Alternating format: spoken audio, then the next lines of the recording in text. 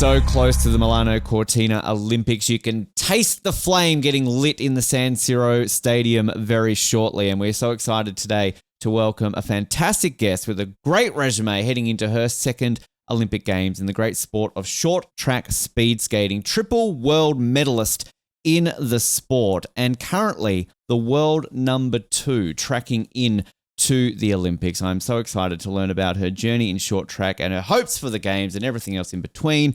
Pleasure to welcome to the show, Corinne Stoddard. Corinne, welcome to Off the Podium. Yeah, thank you for having me. It's exciting to have you because I love short track. Australia loves short track. Obviously, we have very fond memories of the sport in this country with a certain Stephen Bradbury winning our very first ever gold medal in the sport. But outside of that, it's a great sport. I love it. And I've been watching a lot of interviews that you've been doing recently because you seem to be getting a lot of attention right now, particularly in your home country of the US heading into this. Is this feeling very different compared to 4 years ago going into Beijing with a few more eyes on you this time around ahead of your second Olympics? Yeah, for sure. I definitely didn't have the name that I have now going into this Games that I did last time. I wasn't expected to do anything my first Olympics, really, just get the Olympic experience. I was really young and not that experienced in the sport, whereas now I'm going into the Olympics with 8 international medals this season on the World Tour circuit, number 2 overall. So yeah. Do you enjoy that? Like, I always love asking athletes who go into an event like this with that resume and sort of experience, like, because a lot of people on the show say they love that. They love almost the pressure that brings. Are you one of those athletes that kind of this helps you? You relish this pressure going into an Olympics? Yeah, I remember before I was getting consistently medaling and stuff on the podium and the international level, I always wanted to do that. I was always, envious of the other skaters that got attention and like everyone wanted to skate like them and be like them. So now that I'm one of those skaters that the world is looking at, I take it as a compliment. Obviously there's pressure behind that, but at the same time, I much rather enjoy the position that I'm in right now versus where I was 4 years ago. And it's also, I guess, having had that Beijing experience, and we'll obviously touch on what happened there and everything that an Olympics brings versus just the World Tour, World Championship, that you I guess, know what to expect, right? So you know the intricacies that an Olympics bring, the Olympic environment. Obviously, Beijing was a different Olympic environment, but you don't have to worry about those little elements heading into these games as well. Yeah, I feel like in some ways it's going to feel like a first Olympics having a crowd, sold out stadium at these games. It's going to feel like a lot more eyes are watching us and the world is watching us rather than in Beijing. It was a COVID Olympics, so the stadium was empty. The only people that were watching live were other athletes and coaches. So I think that's going to feel a little bit different. And I can't say I've ever had this big of a stadium packed before. So I think that will be kind of fun. But yeah, obviously Beijing was still the Olympics and I got some experience there and I kind of know what to expect in terms of how the races are going to go. In terms of the fact that they're going to be fast, like from the start, whereas sometimes on the World Cup circuit, sometimes they start fast, sometimes they can kind of start at a snail's pace and then ramp up. Whereas the Olympics, everyone is ready to go. So I kind of know what to expect, how the races will sort of play out. With the aspect of the crowds, how many family members have booked Airbnbs and hotels in Milan? I mean, how long ago did they do this? And sort of what's the Stoddard gang going to be like for you at the Olympics? Yeah, my family booked Airbnbs over a year ago. Wow. And they also paid a certain rate so that their Airbnb wouldn't get canceled. Right. Okay. Because I heard a lot in Paris that people would book Airbnbs and then they got canceled on last minute so they could raise their price and then they didn't have anywhere to stay. So my parents contacted the host and stuff to make sure they were booking one that wouldn't get canceled on them. So yeah, my parents are coming. 2 of my aunts are coming. My uncle's coming. My boyfriend's coming. My 2 best friends from Germany are coming. So I've got quite a fan group coming. And then, of course, my teammates also have family coming. So we're all going to all of our families will be rooting for every one of us. You basically need to have a bay booked out in the stadium, essentially, just kind of for everybody there, like, special Corinne Stoddard bay going on, which, I mean, that obviously is an exciting aspect to kind of have that no matter what happens at the Olympics. That, as you said, you couldn't have that at all in Beijing, so you're able to share this very unique and special experience with them no matter what. Yeah, it'll be really cool too because we can leave the village this time, so we can go and get dinner with our family or go and do like a little activity like around Milan together on an off day or something. Whereas in Beijing, we were locked in the village and you could only go from the village to the venue. Like you couldn't leave. Wow. So now we get to like experience where we are. Mm-hmm. So that's cool too. And do you have to, I mean, we're recording this obviously just under a month away from the opening ceremony, but do you already have to signal your intention to march in the opening ceremony? Or obviously do you look at your schedule and go, well, this isn't realistic because, I don't know if you're competing the next day or not? Sort of like, how early do you have to let Team USA know that you're doing that? Yeah, so I'll be at the opening ceremonies because our first race isn't until like 4 days after the opening ceremonies. Okay. So there's no worry about that. I might be wearing a mask until we like go out there just because it's flu season. And if it's anything like Beijing, we were all like as a team of like hundreds of athletes just crammed together and then walked out together. So I think it would be best to probably try not to get sick right before the Olympics.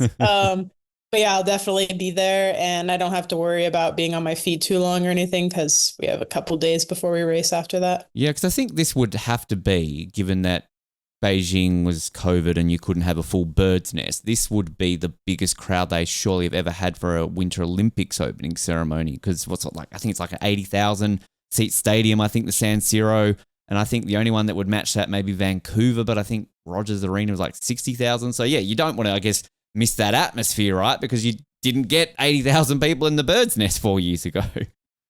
No, we didn't. Yeah. So it'll be really fun. And I don't really know how many athletes will show up because the snow sports are quite far away from where we're doing opening ceremonies. And I don't know if they have to compete the next day or not. So I don't really know what to expect on what sports will be there for the opening ceremonies, but I think all of the short track skaters will be there for sure. We know that Mariah Carey is going to be at the opening ceremony, Corinne. So, Yeah, I am very excited about that.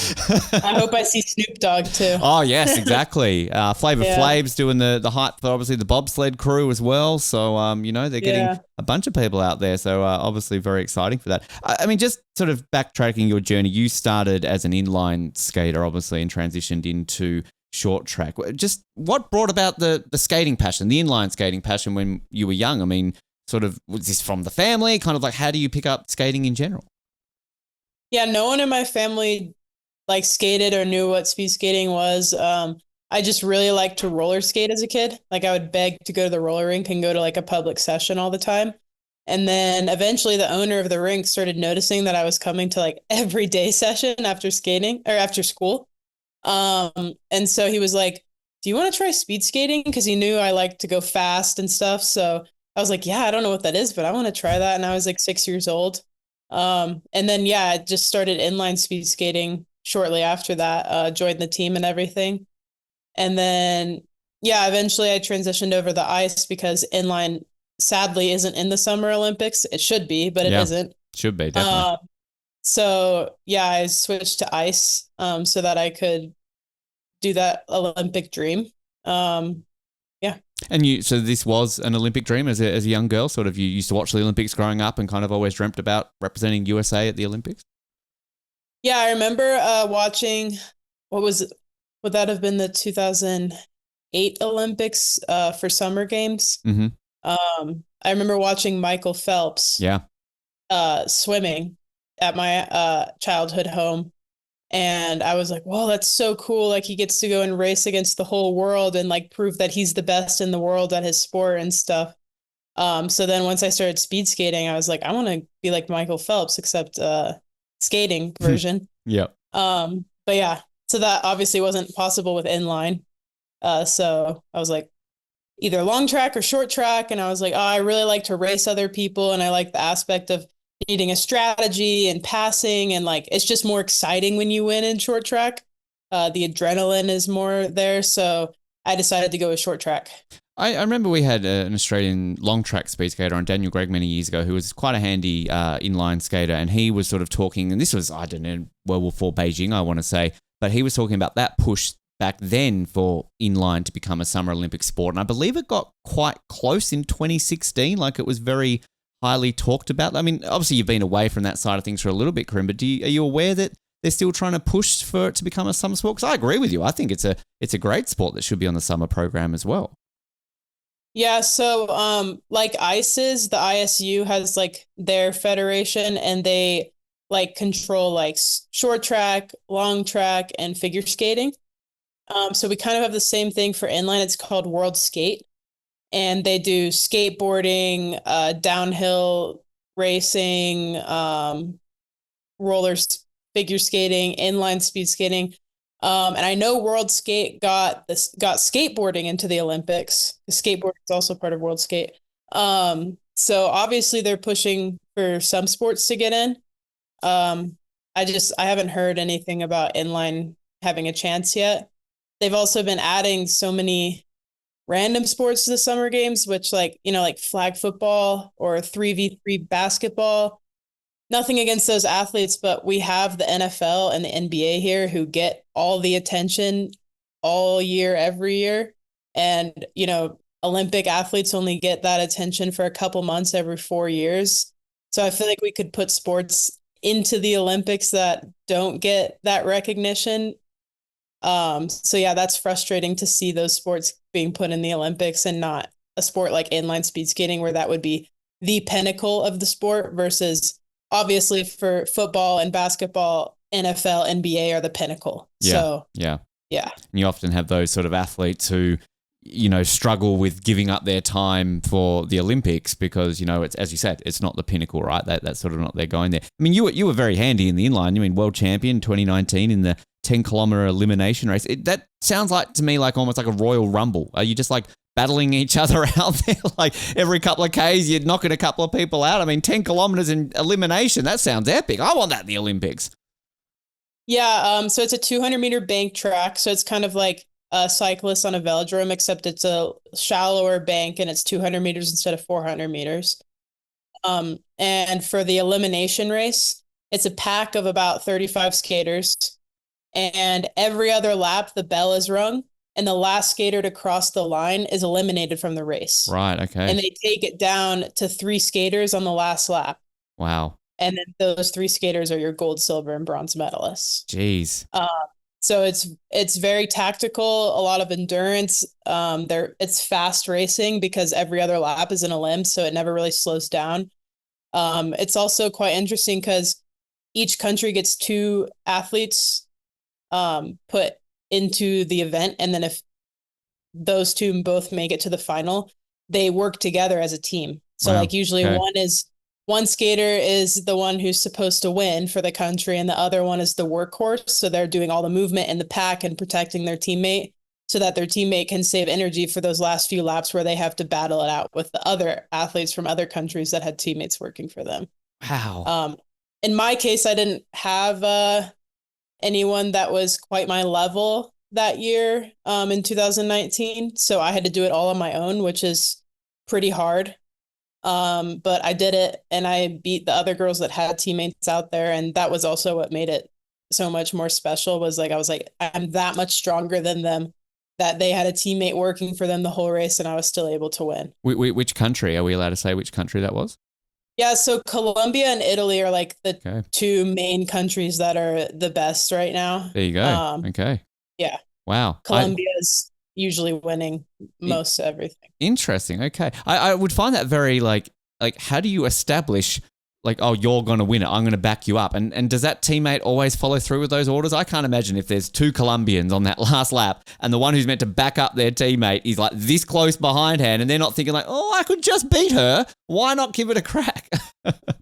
Rarely you see that happen. And usually when that does happen, you don't see that athlete come back to our world championships. I can imagine. Yeah, maybe for a different country. Yeah. And usually, the one skater that was the workhorse in one race, they switch that for the next race. Right. Okay. Spread the So love. each of them get a gold medal or a Yep. chance to get a gold medal. Okay. Yeah. So that sounds exciting. Like that should be a Summer Olympic sport. Like right away, like you're describing that, and like that sounds fascinating. That there's you said 35 of you, and you being eliminated and staggering. Like how's that not entertaining? Like that is Russell Crowe Gladiator. Are you not entertained? Come on. If anyone's excited about short track, they're also going to be excited about inline. Yeah. That's crazy. That's a crazy thing. You obviously touched on you enjoyed the racing aspect of short track. That's what you're there. Because if I'm not mistaken, a lot of the inline skaters do go to long track, don't they? Like it's sort of not often that they will go into the short track side of things. But I guess, as you said, it's the racing element, right? Because if you're doing long track, you're battling a clock. You're not battling each other. I mean, did you at least try long track, or was it always short track, nothing else? Yeah, I did long track my first junior year, and I was actually quite good at it. My times were pretty good for my age. But there's only one race where you race other people, and it was the mass start. Yeah.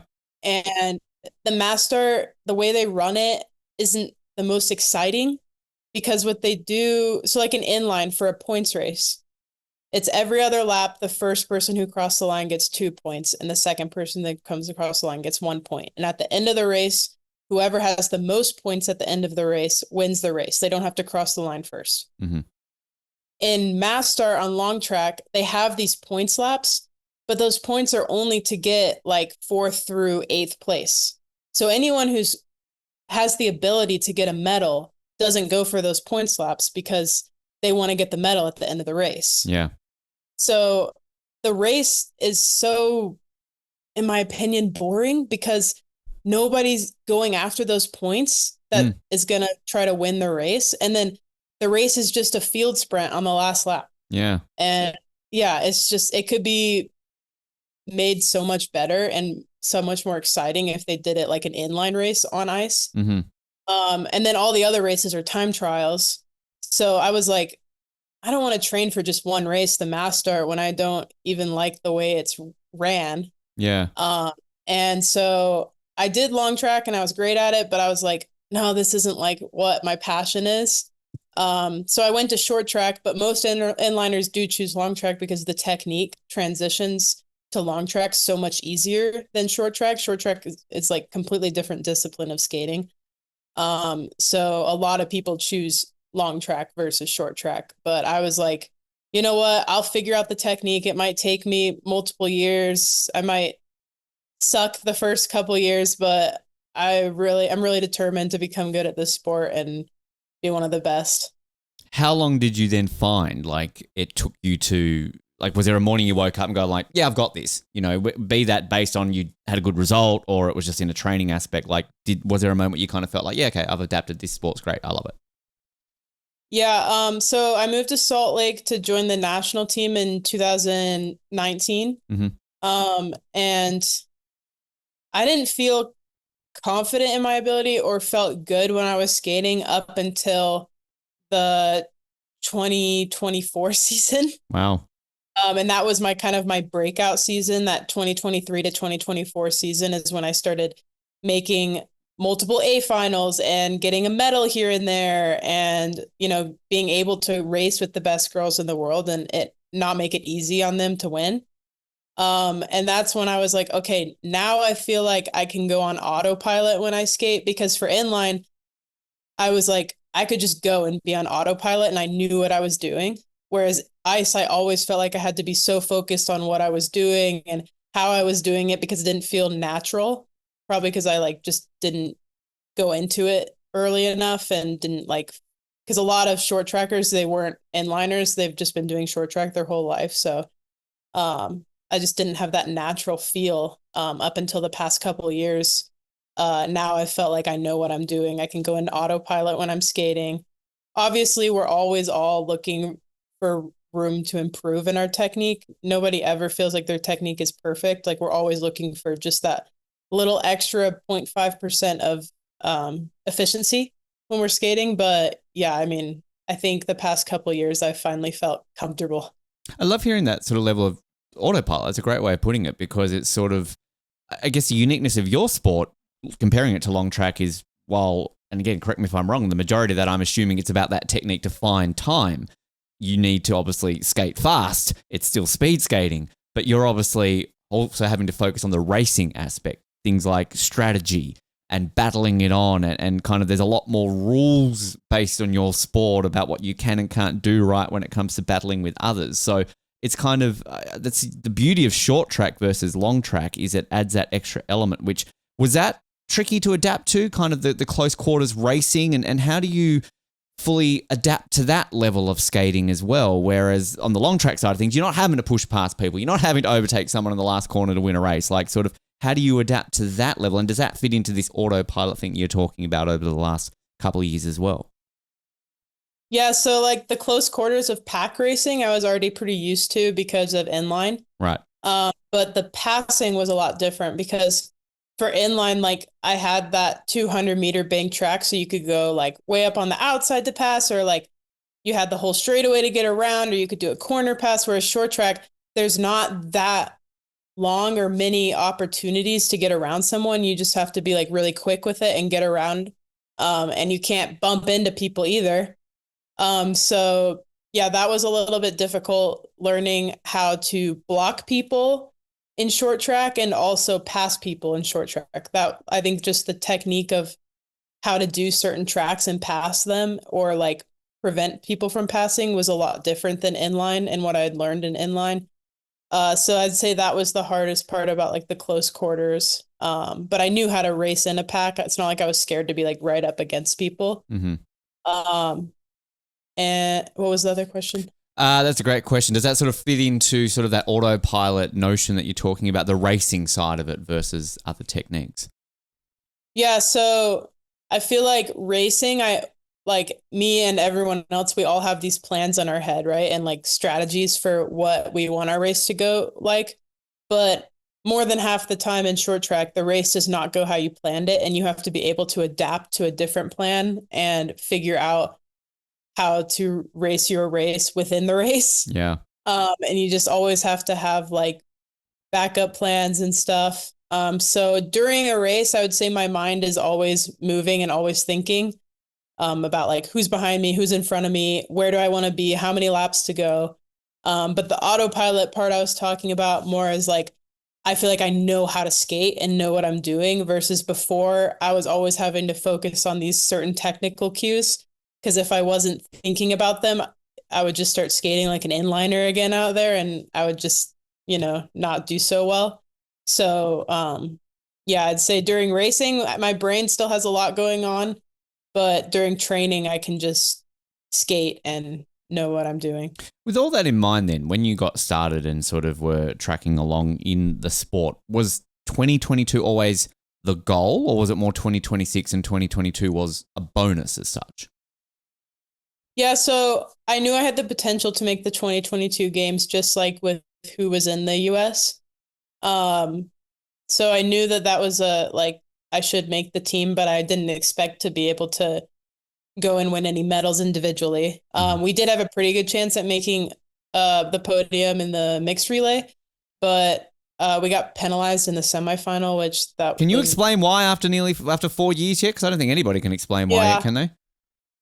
So they said that one of our boys, his foot went over the line right during an exchange. Okay. Which it did. Yep. And it was the straightaway before the exchange. But everyone crosses that line. It's just if you have any blade contact or body contact, that's when there's a penalty. Right. There was no contact. And the girl who was passing, I think it was for China, wasn't going to make that pass no matter if he was there or not. Mm-hmm. She just didn't have the speed. But yeah, they said it was his fault and he was in the way, even though there was no contact. And, can't help to think, maybe they wanted China in the A final at the Chinese Olympics, Yep. Yep. Yeah. So that was a hard pill to swallow because we earned our spot in the A final, and it was taken away from us like 10 minutes after the race. Like we didn't even know we were getting looked at for a penalty because we just we didn't think we did anything wrong. You already switched focus into preparing for the final. Yeah, we basically thought the race went super smooth, and we were already focusing on the final. We were in the locker room getting our blades ready, and then we hear the announcement that we're penalized, and we're like, "What?"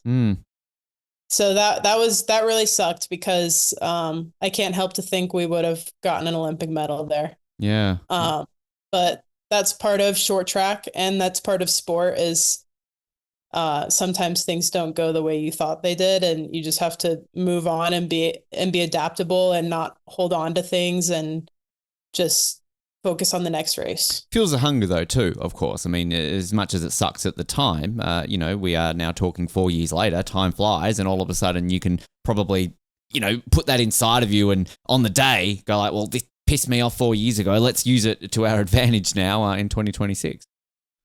Yeah, exactly.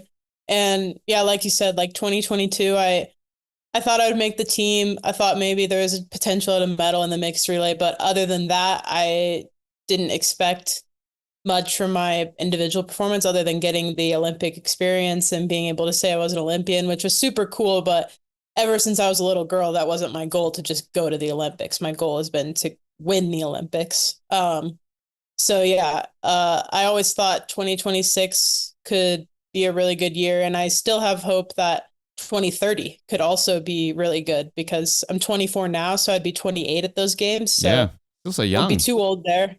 Yeah, I mean, everyone keeps saying I could skate till 2034, but then I'd be 32, and that's a lot of Olympics. It's 3,000 days away. Spring chicken, Corinne, come on.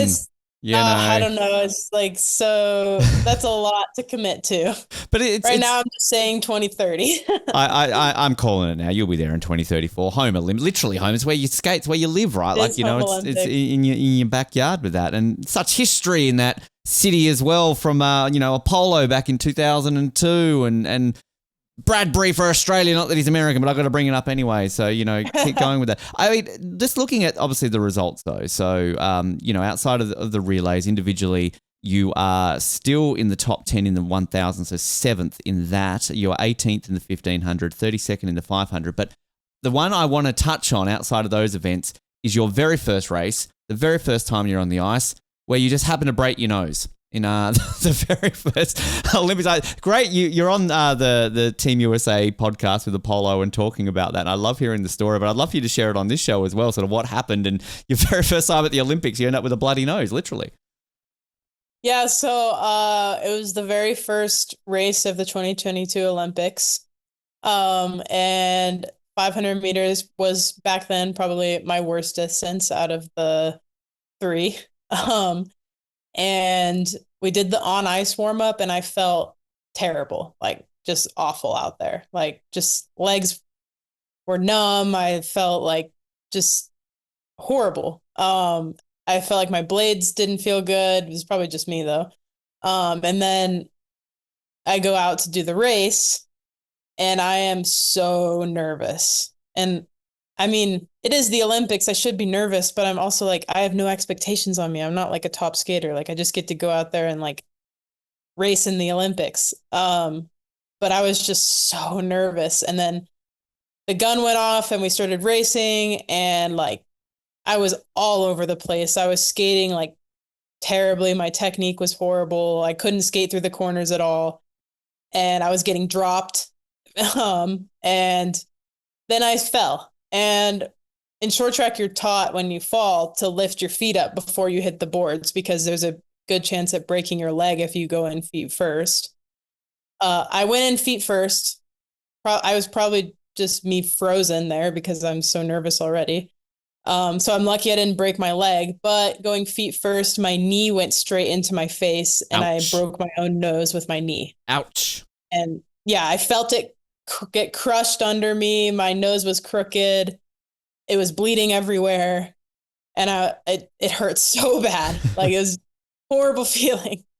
So I just, got off the ice, tried not to be too embarrassed or whatever, and went to the locker room and shed a few tears. And then I was laying in like this dark room, like our athletic trainer room, but I was laying on the table with the lights off, because I was just like, I feel horrible. Like, I just feel Like I just got punched in the face and I feel nauseous and sick and like, ugh, like it was, my nose hurt. It was broken. It was bleeding everywhere. It was terrible. But we had the mixed relay that day too. Mm. So our coach put another skater into the quarterfinal round, and they made it through the quarterfinals into the semifinals. And one of our staff members, Andrea Doduk, she like came into the room that I was laying in, and she was like, "Can you race?" And I was like, "I don't know. I feel bad. I don't know if I trust myself like to not crash again. Like I feel just not good." And she was like, "Well, do you want an Olympic medal? Like, can you race? Do you feel good enough to race? Like you can get an Olympic medal. I know you can do it. Like it sucks you broke your nose, but you can do this. You can go out there." And she just pumped me up and like got me fired up again and like, let's go get a medal. Like don't back out now type of thing. Yeah. And so I was like, all right, yeah, I can race. Like, let's do this. So we put 2 little like tampons up my nose because it was still bleeding like crazy. Yeah. And I went into the heat box, got ready for my race, tied my skates. Blood is going everywhere. Like it's just uncontrollable. And my nose was also cut open like on the front of it too, because it was an open fracture. Jeez. So that was bleeding too.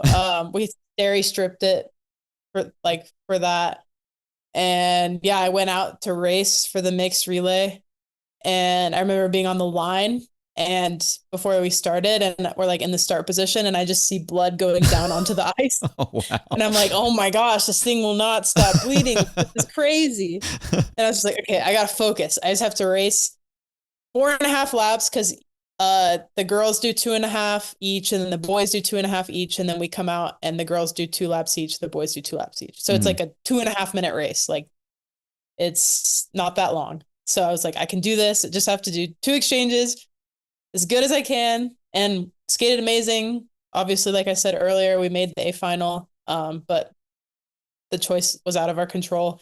But yeah, it just like really taught me that no matter how a race goes, 30 minutes, an hour later, you can come back and race like you were supposed to. Because I felt great in that relay. Maybe it was because it wasn't an individual event and the pressure wasn't off. Maybe I was like, it can't be worse than it already has been. So either way, it doesn't go to plan. The Olympics are all about take that experience and learn from it and then be able to throw it away really quickly because you have another race. And maybe you just dwell on it, it's just going to make it way worse. Maybe you just needed to leave more blood on the ice so they couldn't see that skate issue. And then that way you would have been okay in the front, you know, just a bit more blood on the ice. But I mean, sort of what you're saying there though, Corinne, and going back to when you said about the different style of racing the Olympics brings versus like the World Cup. And you experience that obviously in that race and you experience it with the other ones. So, and then overcoming the adversity from that injury as well. I mean, that goes back to my earlier question where it was like, that seems like that experience of an Olympics is going to help come Milan, particularly then with all the other experience. And we'll touch on the success, obviously, that you've had then. But I mean, I guess based on where you're at right now, like it sort of seems like it's almost like a superhero origin story where you need these little elements to kind of build into it. Whereas Beijing was the goal, bit of a bonus, second Olympics right now. Boom, let's go. Let's put on the armor. I'm ready to go. Yeah, for sure. I'm definitely excited to go to my second games and have a potential to earn multiple medals on my own and with my team.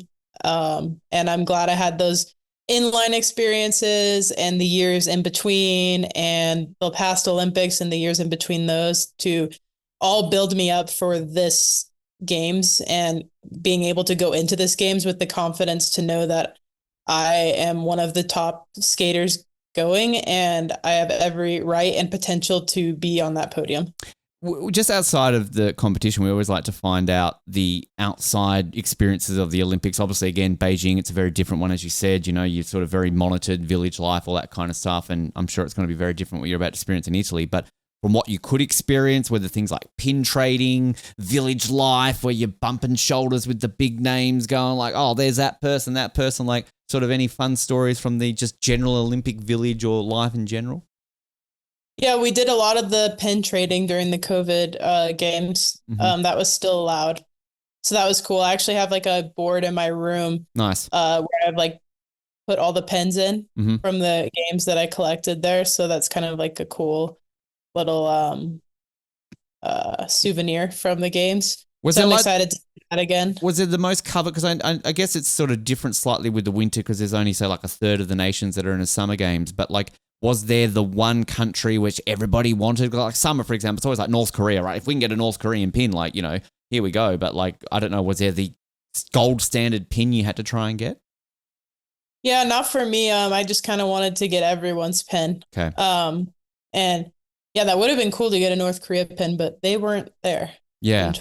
Yeah, I don't think they were. Yeah, from memory. It's always interesting, and we've had some great stories about the lengths some athletes have gone to get a North Korean one. But it's one of those things that I know, and I was just media in Paris, but you kind of don't understand how addictive it can get, right? Until you start doing, oh yeah, pins, sure, I'll get a couple. But then by like day 4, you're like, okay, I've only got 7 today. Where are my other 3? Like my board's empty. I need more, right? Yeah, and it's like I realized I should have started sooner. Yeah. Because, you know, later on in the games, like when you ask people to trade pins, they already have the US pin. Yep. So it's like, okay, so you don't want to trade with me. And I learned the etiquette. The fun thing is, and I don't know if it's the same for athletes, but we had a pin expert on the show and sort of was talking about the ins and outs of it. And I would walk around, I had my accreditation, and I would just have pins around my accreditation. They weren't for me to trade. I just liked showing them off. But I was told that, no, you meant to put the ones around your landline that you want to trade. So therefore, it was things like that I didn't know. Because so many people would go like, I want that one. I'm like, no, that's my pin. And then realize, obviously that. So you learn those things, as you said, as you keep going on, right? Yeah. It's very interesting with that. We have off the podium pins, Corinne. We can get you one for sure if you want to kind of have that one with that. Just, obviously, after the Olympics, though, sort of you touched on kind of where you're at now and how you're feeling, but just the success that you've had. I touched on the introductions, 3 medals at the World Championships in 2024. You've ended this season as the number 2 in the world, multiple podiums. I think you said 8 that you've achieved just sort of going into that sort of things. Like, do you feel like you are in the absolute peak form right now going into these Olympics based on the success you've had in the last, 12 to 18 months and where you are at right now? Yeah, I mean, I feel really good about where I'm at. Right now, we're in a really hard training block. So training's been really difficult recently, really tired and stuff, but I keep reminding myself, like, I will be peaked at the games. I will feel good at the games. So, like, trying not to worry too much about how I feel right now because I'm supposed to be tired right now. Yeah. But yeah, I mean, just going from 2024, having that great season and then moving on to 2025, I had a great season. I didn't go to World Championships just for some like health issues. So I didn't really get a chance to earn any medals at 2025 World Championships. But yeah, and then this season, the World Cup circuit going into this Olympics, I made 12 out of 12 finals and I medaled in 8 out of those 12 finals. Fantastic. So yeah, with my worst result being a 5th place, and I crashed in that race. So, not bad to say your worst result's 5th. I mean, I think most people would probably take that. Yeah.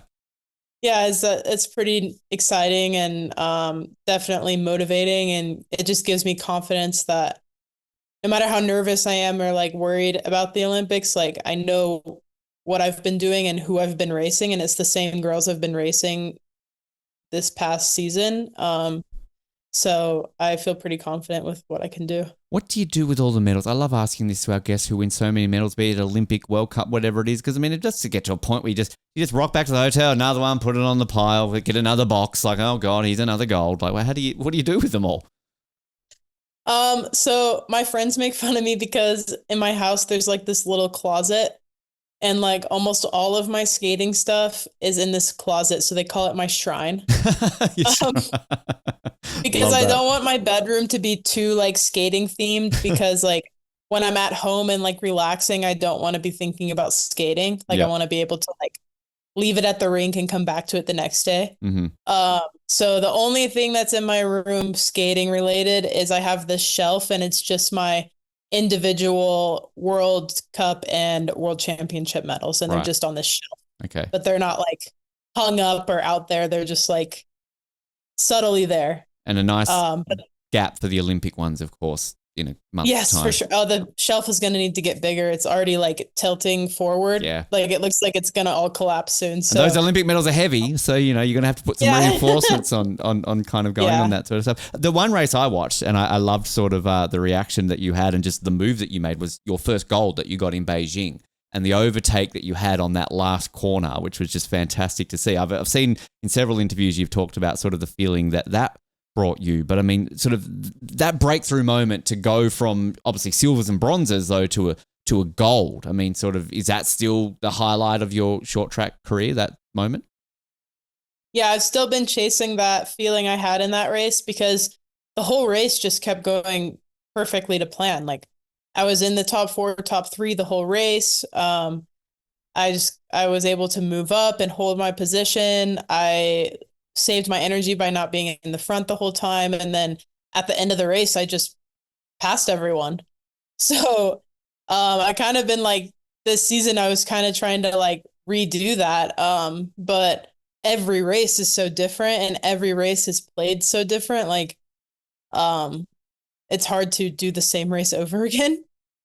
So, yeah, I got a ton of silvers this year. No gold yet, but hopefully I'm just saving it for the Olympics. Yeah, you don't need them now. You just need it in Italy, right? Yeah. That's where it goes. And just that sort of rivalry, camaraderie with Kristen as well. Like, I mean, obviously spurring on the USA. Because the interesting fact I found was that Beijing was only the second ever time that Team USA had not won a medal in short track. It happened in Nagano, and the women haven't won a short track medal since Vancouver. Like, I'm thinking, like, how is this possible? I think Team USA are always winning medals in short track speed skating. So the drought's about to be broken. Let's say Italy is going to happen. But I mean, obviously you two being able to work together and really spur that push on for Team USA to get these medals back on the board in short track. Yeah, I think I was really lucky to have Kristen as a teammate because like I feel like generations before us didn't really have that girl that was medaling consistently individually and like getting all these medals and like inspiring them. Because like for a little while, Team USA was not one of those top teams to think about when you thought about short track. And we've definitely changed that the past couple of years, which is really nice to see. Because I remember when I first joined the team, we were not like a very strong country. So to see that difference and all of us grow into the skaters that we have and bring the team back up to where we were, back when Apollo and JR were skating, bringing the team back to that level where like US is a threat and they're medaling consistently and they're thought of as a top skating team is really cool. And I know how it felt from when I first joined the team to now. And I just love the progression and we all worked so hard to get there. But yeah, I think I was really lucky having Kristen as a teammate because she was the first one to do it for our team from 2018 to now. And I got to watch her, go from making her first quarterfinals to then making her first B finals and then making her first A finals and then getting her first medal and start medaling like all the time and getting her first gold. And I got to watch that and see the progression. And I was like, okay, if she can do it, I can do it too. Like, and so I started working a lot harder in training, and because she's been such a great example in training, just how hard she works and how much she perfects her craft and like how important it is to her. So being able to watch that was really inspiring and it motivated me to do the same thing. And yeah, I think I'm really lucky to have that example. And she's definitely one of the reasons why I am where I am today. And yeah, I mean, she's just been such a great teammate and we're best friends and we're rooting for each other. And yeah, we're super competitive with each other, but at the same time, it's like, it's no hard feelings who wins and who loses. Like, we're both happy for each other. And I think that's really special because sometimes in this sport, teammates can get too competitive with each other to the point where they don't speak and they don't want to skate with each other and they don't want to train with each other. I know that's how some of the US girls were in the past. Just like, they're all so competitive with each other to the point where they didn't want to work together. They would work against each other. And I think that's also one of the reasons why Kristen and I have been so successful is we're using each other's success to build each other up. Which can only help then in things like relays and then mixed relays and things like that, where that sort of level is obviously very important. Because, I remember as a kid when I was, watching, and I'm obviously a bit older than you, Corinne, but 2002 is a grand example of just assuming USA are just like the best in the world at it, because obviously Apollo was at his peak back then. I mean, even in this country where we're not really following winter sports, we all knew who Apollo Ono was at those games and based on everything that happened. So, it's just it's great to see that cycle and where you guys are at right now, obviously. And we're a co-Australian Canadian show. So obviously then we look at someone like Courtney and go like, oh, well, she's doing okay. But for you guys, obviously, being a Canadian, obviously, probably feels a little bit good as well at the same time when you guys can team up, right? So there's an extra element to bringing the USA back to the top of the podium. Yeah, I mean, Courtney's definitely really strong right now. She proved that this year. She really exceeded my expectations. I knew what I did all summer, and I went into World Cup 1 thinking like, all right, I'm going to be the strongest one out there. Like, I'm going to be, winning.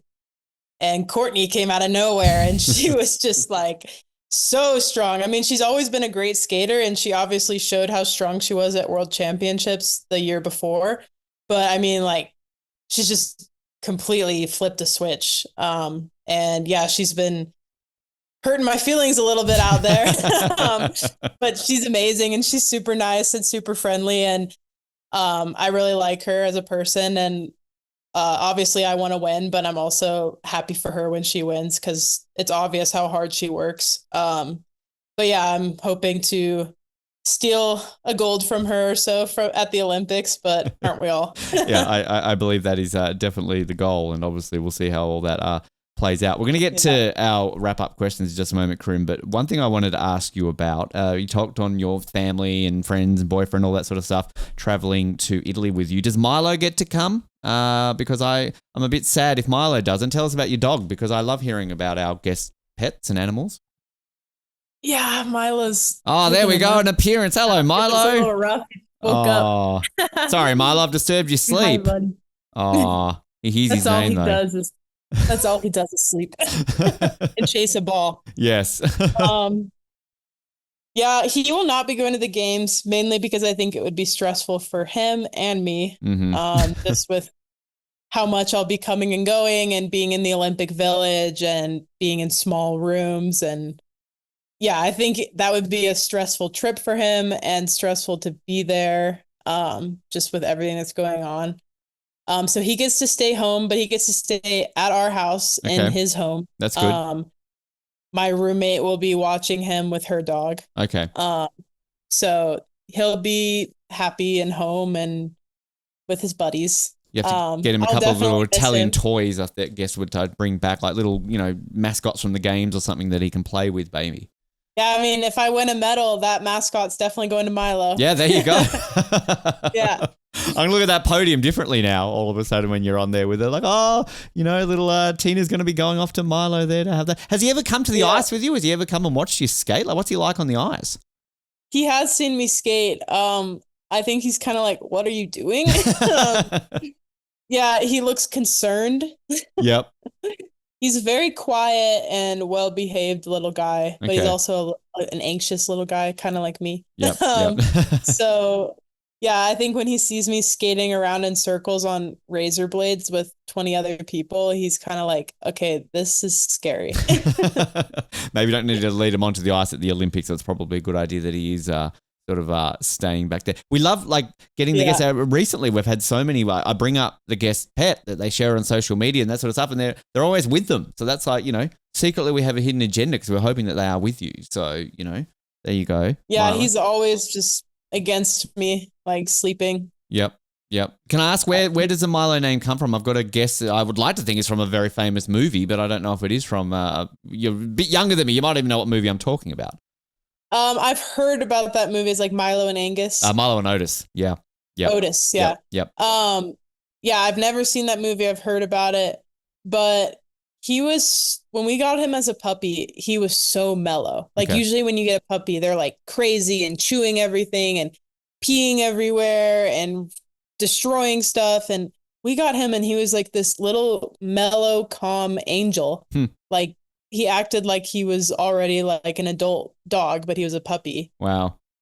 So I was like, he's so mellow and he looks like a marshmallow. He's like all golden and white and fluffy. So I almost named him Mellow. Yeah. Then I was like, it's not like really like a name. Like I could name him that, but it just doesn't feel right. I was like, Milo is so close to Mellow. Yeah. So I named him Milo. That works. Very, not sure if you're familiar with the Australian beverage Milo and what that is at all. It's a chocolate base. It's kind of like a Nesquik, kind of like it's chocolate powder, but it's kind of like chocolate malt. It's interesting to explain. I've had Americans try it and they either don't like it or like it. It's not like Vegemite where generally you're going to hate it, but like it's like it's kind of one of these things. If you find like videos on TikTok of Australians with Milo, it's like they'll put 1 teaspoon in the milk and eat like 3 from the tin because it's just what you did as a kid. And it's it's a very popular drink in some Asian countries. I've been in like Malaysia and they will sell it at McDonald's and we don't even do that here. So it's really. Yeah, it's a unique drink, but it's a very nice drink. So if you look up Milo, I think I have an Australian kid that trains with us. He's training with our team. He's been training with us for past couple seasons now. His name's Lucas Wareham. Okay, yep. And I think he told me about that Milo drink. Yeah. Yep. I think maybe he'll bring me some from Australia next time he comes back. It's definitely worth it. Like it's sort of Vegemite's always that standard Australian thing, which is like, oh, haha, let's get an American to try it because I think it's Nutella and it's disgusting. Yeah. Like, I don't even like. And there's another one too. It's Vegemite and isn't there another one that's like really gross? There's like a Promite, Marmite type thing, which I think. Marmite, yeah. Look, I'm un Australian in saying this, Corinne. I don't even like Vegemite, but it's it's very Australian. But to me, Milo is like the one. Like you get like a hot Milo. Is like a staple drink before you go to bed. If you know what Tim Tams are, like you mix the chocolate with the chocolate, like it's really, really good. So if he brings you Milo, he should be bringing you Tim Tams as well because that's the greatest food Australia has. Great combination. So yeah. Just Milo and Otis is a good film, although it's been a while since I've seen it, and I've heard it doesn't hold up too well because I believe lots of the little animals in that did needlessly get treated cruelly. So I don't know how it would hold up after all these years, sadly. But as a kid, I love that movie. So that's all I can say. We wrap up with 10 get to know questions. These are fun style of questions that we ask all of our guests now. We had Apollo on many years ago, but we didn't ask him these ones. We had different sets of questions when we would have had Apollo on. So you would be, I think off the top of my head, the first short track skater to answer these questions. So okay, no pressure on you then getting to do these. The first question, the one thing you never leave home without when traveling to a competition, and you're not allowed to answer your skates because that's kind of the obvious one. My pillow. Your pillow. Okay. Is this like sleep on the planes, is it? Or is it just in the hotels you prefer a certain type of? I put it in my checked bag just because I don't want like the germs from the plane getting my pillow. Yeah. But yeah, it's so nice to have my own pillow at the hotels on the beds because sometimes those pillows are trash. It's actually, the more I think about it, a lot of guests do answer that question, and it's something I've never really thought about. Like you guys are traveling a lot, so therefore you would need it. It's a unique one that you don't really think of, but I kind of get that answer. So there you go. Is it a special pillow, like a special type, or is it just the one that you like that's comfy? Yeah, it's a Tempur-Pedic pillow. Oh, so it's like memory foam and it's cooling and nice. Yeah. Okay, good answer. I like that. A tradition or superstition you follow before every big competition? I have to do my warm up in the exact order every time. Okay. All right. Yeah. Is it what sort of like what are we talking about here in an order? Like sort of just certain ways of going about things, or like what's the order? Yeah, you do? It's like certain like I have a warm up that I do every time before a race so that I know that I'm ready for the race. Yep. And it's like I start out with static stretching and then I move into core and then I do dynamic stretching and then I jog and then I do a hard bike workout. It's just like in that specific order. I like structure. I like order. I'm a bit that way when it might be a little OCD, but it makes me feel ready. So I literally every time I go to the gym, I have this like weird routine that I do, and then like I get annoyed when say like people are hogging the equipment that I want to do my order in, and then I just get mad, and I'm just like it throws me off. So like, and I'm not an Olympian, so you know I can only imagine what it would be like for you if you get thrown off your routine. So there you go. A song that is on every one of your pre-competition playlists, no matter what. Eminem, Lose Yourself. Good song, yes. And I love it when people don't hesitate. They know straight away. You're just like, yep. Yeah. Going into we keep saying this, but we are going to eventually put together a Spotify playlist of our guest answers, because I feel this is like the Olympian hype up, you know, answer list that people can have, because very diverse, very diverse. There's some athletes you think they're going to have a Lose Yourself, but they've got more chilled songs. You're like, okay, that works for them. Something that'll put you to sleep right before your race. We had a boxer, an Australian boxer, and you think boxing, like you're going to be like, you know, oh yeah, hype me up boxing. He's basically listening to like Bob Marley chilling on a beach, like, you know, smoking a doobie, basically. Like that's kind of what he's doing. I'm like, okay, that works for boxers. Then maybe we're going to think about how that's going on there. The most unexpected or funny direct message you've ever gotten as an Olympian? Oh, so there was a relay, right? It was a World Cup before the Beijing Olympics. And me and another skater collided in the middle of the race. Okay. It was a Russian skater. And so like, it was an accident, like it wasn't on purpose, but like we hit each other and she ended up falling and I didn't. So it messed up their relay and it didn't really affect ours. And we didn't get penalized for it because like it was mutual. We both ran into each other. But then like I got these Russians like hating on me in my DM. Like one of them was like, "You're an ugly brute." And I was like, what the?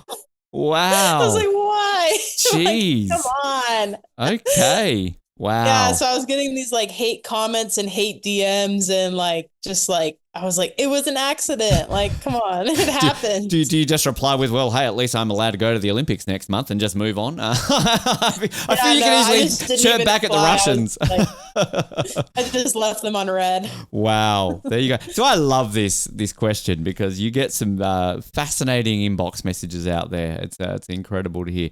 The weirdest thing that you have ever eaten at an international competition, and did you like it? Oh, weirdest thing.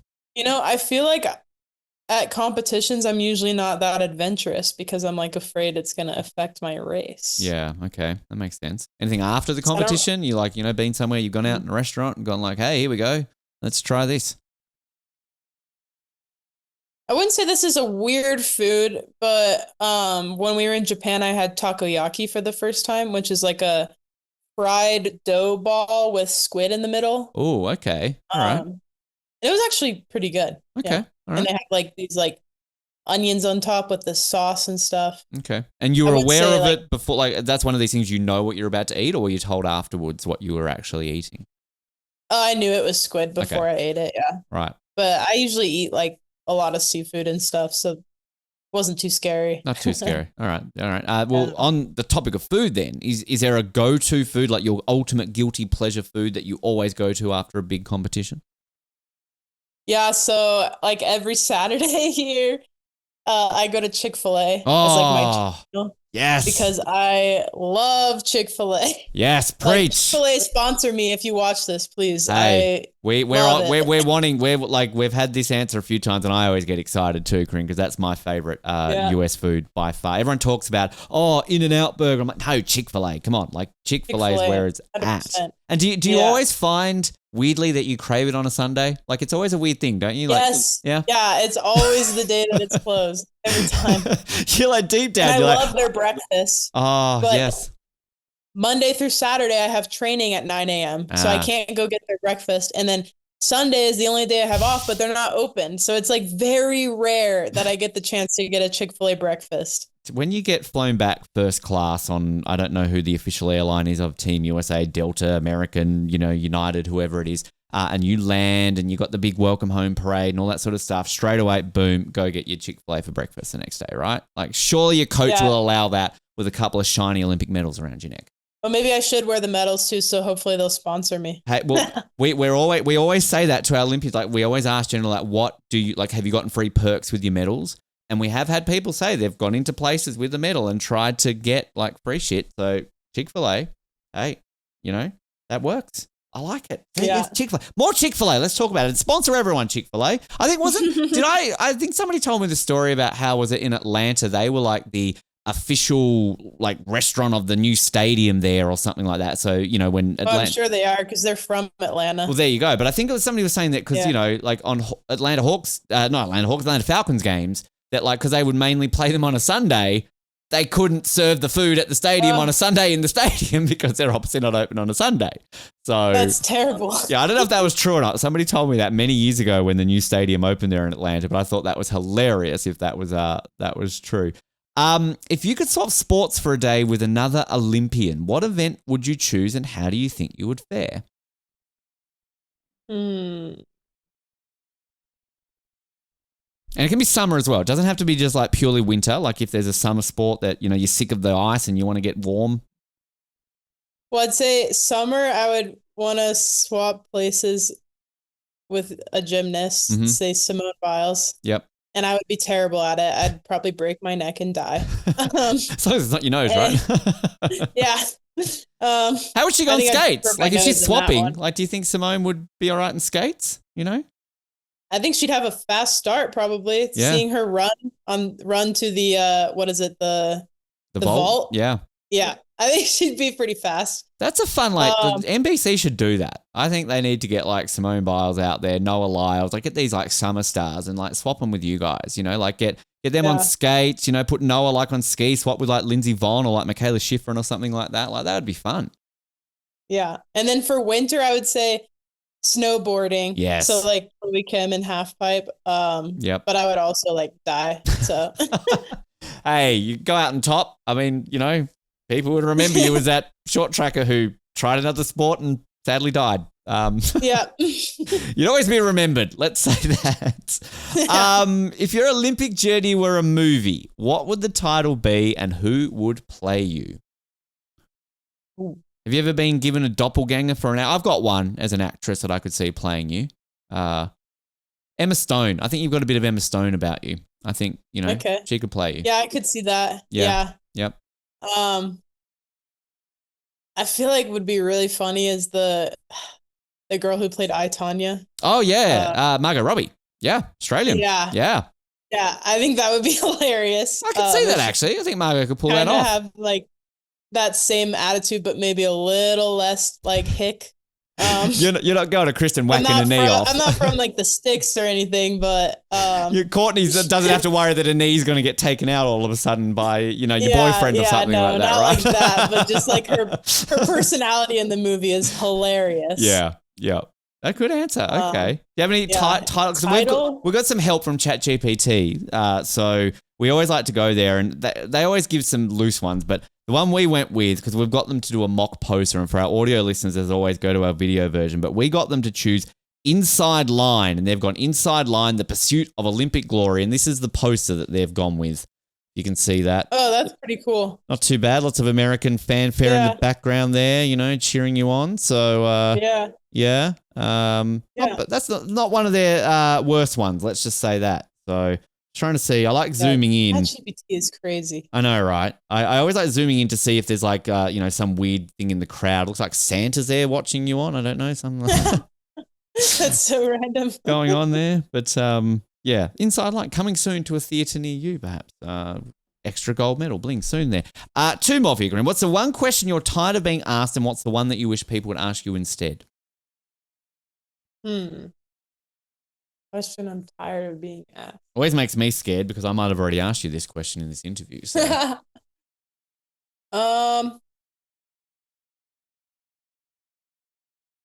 That's a hard one because I feel like maybe you're just not tired of being. You like answering questions. Maybe there's just not one. Yeah, I don't really mind it. Okay. Is there one that is there like an aspect of maybe that you wish people would talk to you more about? Like often we get a lot of guests will say like, oh, talk to me about my training more. I love talking about my training. But like, is there something that you wish, you got an opportunity to talk a little bit more about? Yeah, not on this show because we talked a lot about it here, but I feel like a lot of interviews I do, we kind of just skip over the inline stuff and just move straight into the ice. And I feel like inline really made me like who I am. Yep. So yeah, It's one of those. We always talk more about inline on most of my interviews. We always love, like, particularly when we do the research on the athletes and kind of you find that transition point because, yeah, I can see how definitely it's obviously very formative and particularly one that, you know, you weren't in short track at 6 years old, were you? Like if inline was an Olympic sport, we would be having obviously a very different conversation today, would we not? Yeah, I would be a summer Olympian. Exactly. I wouldn't even be in the Winter Games. Exactly. The last one for you, Corinne, it's a deep one that we always end our interviews on. What's the one lesson you've learnt from losing that has shaped you more than winning? I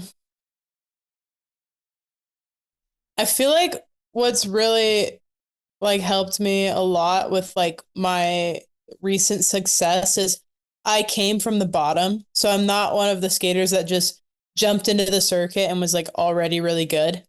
Because I feel like some skaters can get kind of egotistical a little bit and like they won't talk to certain people or like even look at certain people because they're just better than them. Whereas I know where I started from, like, you know, like getting like dead last in the repechage rounds and now like being a top skater. And like all of us are there with the same goal and dream. And we all just want to be the best skater we can be. And I don't think a gold medalist, a final skater is any better of a human being than someone who's fighting for second to last in repechage. And I feel like a lot of skaters kind of forget that we're all the same. Yeah, you might be better at skating in circles than that person, but why treat them like they're lower than you? You know what I mean? Absolutely. Yeah. That's like, I kind of try to talk and like treat everyone on the circuit with the same compassion and like just, yeah, I mean, I try not to pretend like I'm something better. Is it the Drake song, isn't it? Started from the bottom, now I'm here. Like, you know? Yeah. So perfect way of looking at that. I like that answer. Corinne, this has been an absolute honor and a pleasure, particularly how close we are to the Olympics to be able to get some time ahead of that. If people want to follow the journey, support you in Milano Cortina and beyond, social media, Instagram, TikTok, where can people follow you sort of during the Olympics? Yeah, Corinne Stoddard, CORINNE, STODDARD. And my Instagram handle is C0RIE815. I like that. Is that just to make it sound like cooler and kind of look out there, or is there another Corinne Stoddard who stole your thunder beforehand on Insta? I could have done Corinne Stoddard, but I couldn't do like Corey Stoddard because everyone calls me Corey. Okay. Even though my real name is Corinne, like people call me Corey. Right. So I just put Corey, and then 815 is just my birthday, August 15. So that works. Simple logic. You ask a simple question, you get a simple answer. There you go. That's why we do it. Corinne, seriously, best of luck. We wish you all the best of luck. And no matter what happens, we'll get you back on afterwards. But obviously, we know we're going to get you back on afterwards with, 20,000 gold medals around your neck anyway to celebrate the occasion. Thank you. Thank you for having me. I really appreciate it.